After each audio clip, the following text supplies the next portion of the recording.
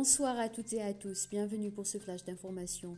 Rappelé pour consultation dans le cadre de l'affaire de la militante politique Amira Bouraoui, l'ambassadeur d'Algérie à Paris va bientôt retourner en France. C'est ce qu'a déclaré le chef de l'État Abdelmadjid Tebboune dans un entretien qu'il a accordé à la chaîne qatari Al Jazeera.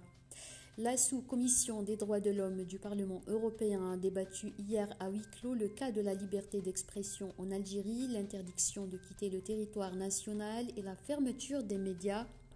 Selon les sources de Radio M, les intervenants ont abordé particulièrement les cas des journalistes en prison, Ihsan Al-Qadi, Mustafa Benjama et le chercheur en détention Raouf Farah.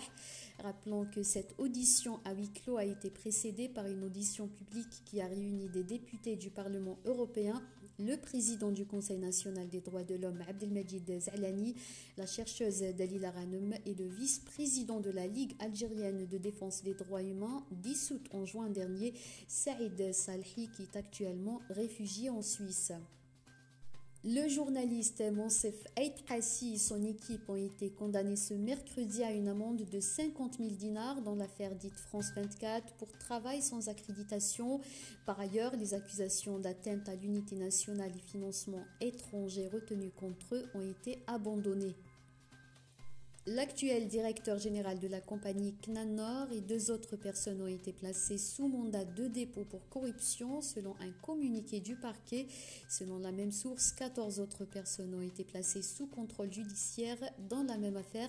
Il s'agit, selon le même communiqué, de faits de corruption en lien avec la passation de marché et la conclusion de contrats en infraction aux lois et réglementations, ainsi que des dépassements qui ont causé d'énormes préjudices financiers à la compagnie, au groupe et au trésor, selon la même source.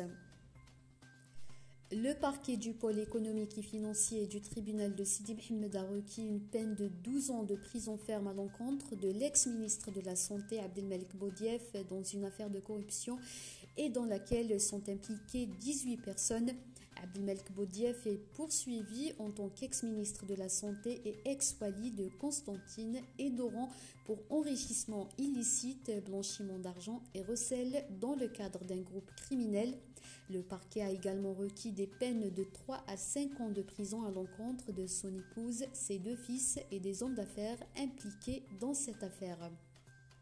C'est la fin de ce flash, merci de l'avoir suivi. L'information continue sur nos deux sites internet Radio M et Maghreb Émergent.